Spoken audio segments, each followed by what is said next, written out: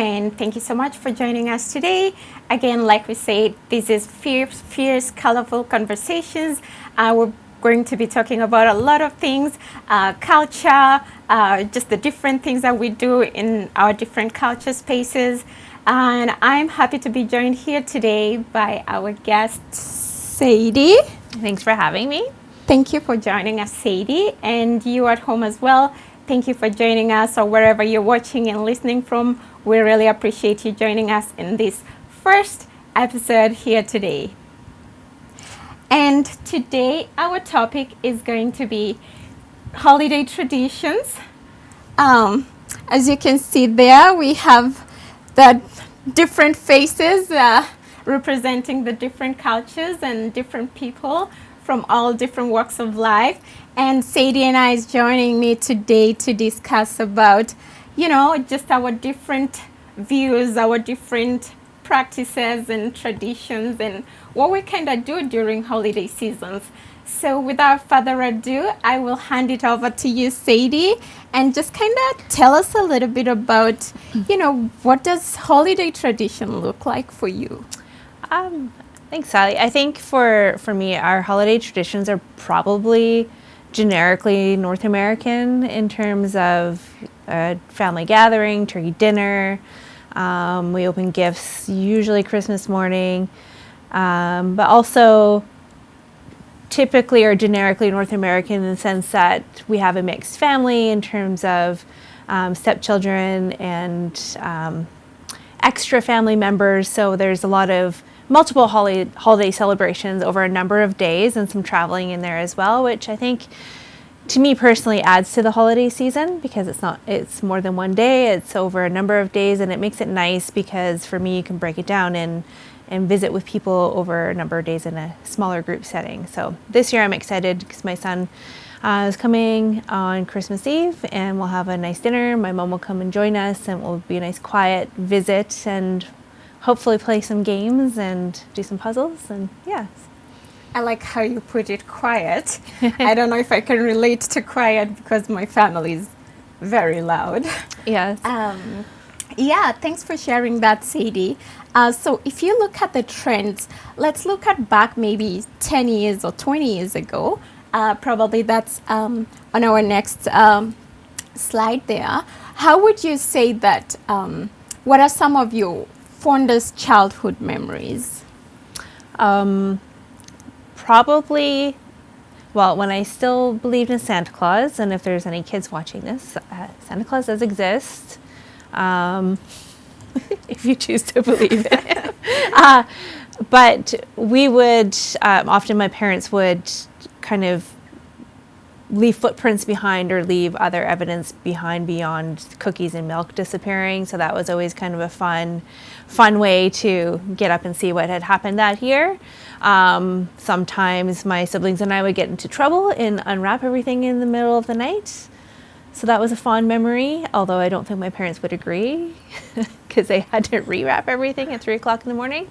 And really for me though, it is about family coming together. So every Christmas Day was always filled with playing board games and playing puzzles and just playing together as a family with my grandparents, my cousins, my aunts and uncles. And to me, that was the best part of Christmas Day.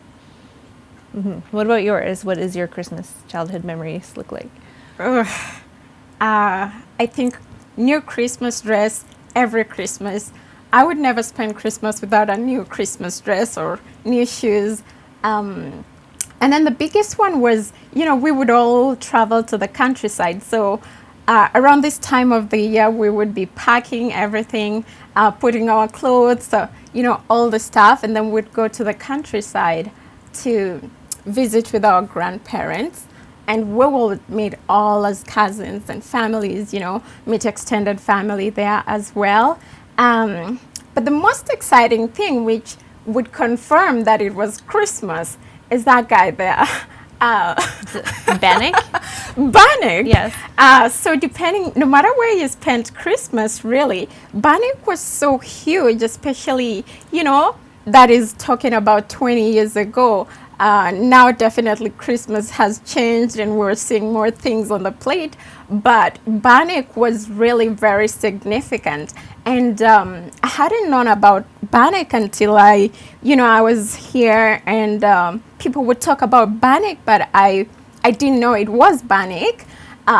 Where I come from, we call it Mandazi. Some people call it, you know, do you guys remember kaimati or puff puff for some regions in Africa? People have very many different names for it. And so that was a huge part of our celebration. And of course, not forgetting to dance.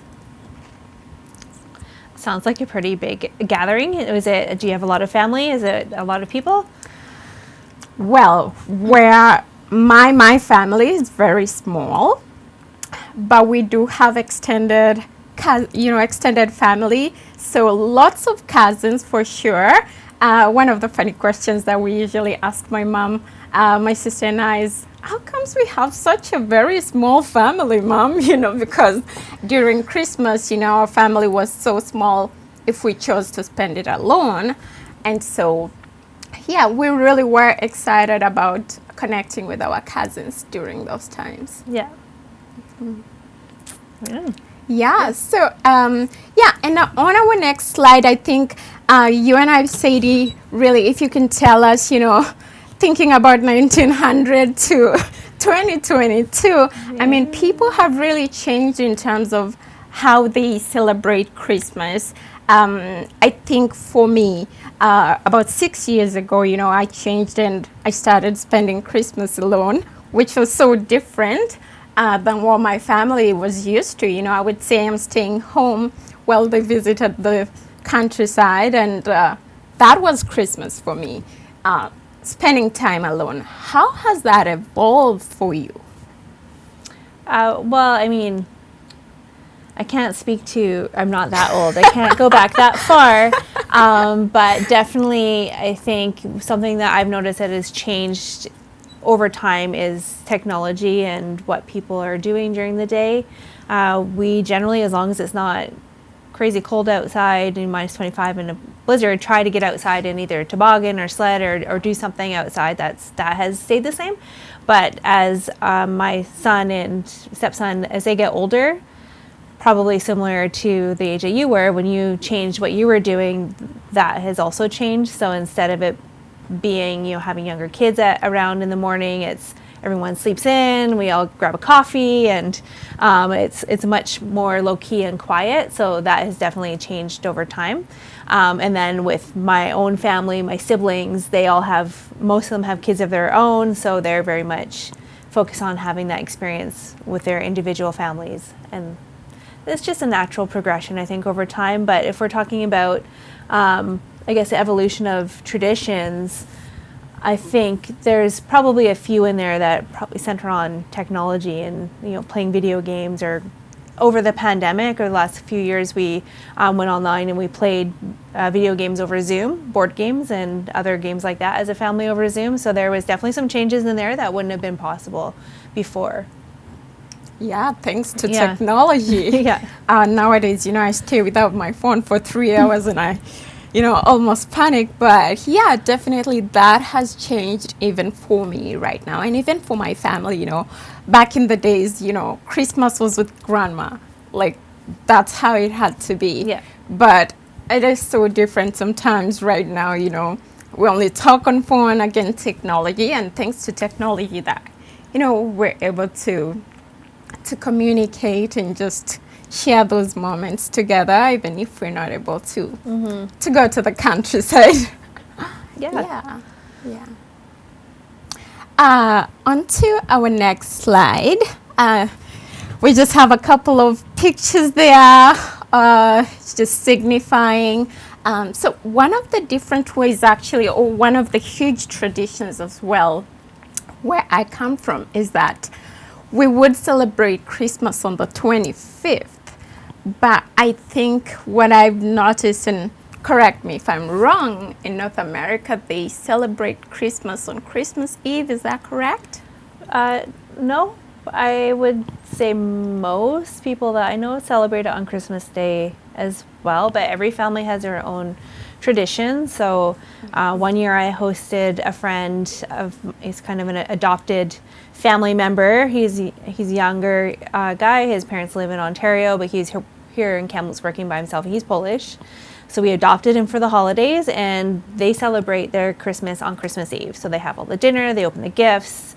There's a lot of tradition around it. So I made an attempt at making some Polish dishes, and we celebrated that way. But then the next day, on Christmas Day, we also had our traditional family meal and celebration as well. So I think it just depends. I mean, some other cultures, my sister-in-law is from the Philippines, and they kind of start a few days, or I think there's 7 days or 8 days of Mass leading up to Christmas. So sometimes Christmas Day is the culmination of a number of days in advance, and sometimes it's just that day. Yeah. Oh, great. Thank you, Sadie. So there are a couple of pictures there, just kind of showing, the different ways people can celebrate. Some people can go to nature, and some people can go to church. Wherever that is for you, it's okay to celebrate it in the way you see best fit and in the way that suits you. One of the things that actually we don't get to do a lot is dress up. So I kind of had my hat here. It's not something we, traditionally do where I come from. Tell me a little bit about dressing up. You mean in a costume? In a costume, yeah. I mean, that comes from plays and theater and dressing as Santa. And you mentioned that you dressed up as an elf recently for the first time. What was that like?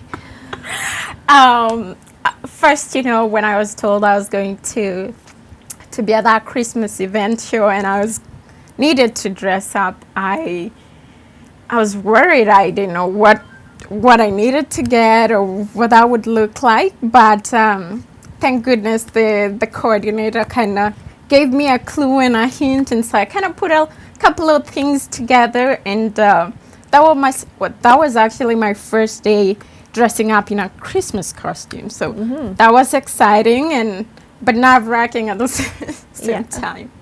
I was just looking at your photos, and a thought came to mind in terms of one of the other differences probably is weather, because I'm assuming you don't have a bunch of snow normally in Africa or cold temperatures. So what does that look like where you're from? What does it look like outside? Like if you're going to experience it, that's part of it. So, oh well, the weather. Let's not go to the weather. I'm freezing right now, but if I look at where I come from, definitely it's sunny. The beaches, the white sands. Definitely beautiful place to spend for the holidays. Once in a while we would go there, but the weather is definitely something that is definitely great.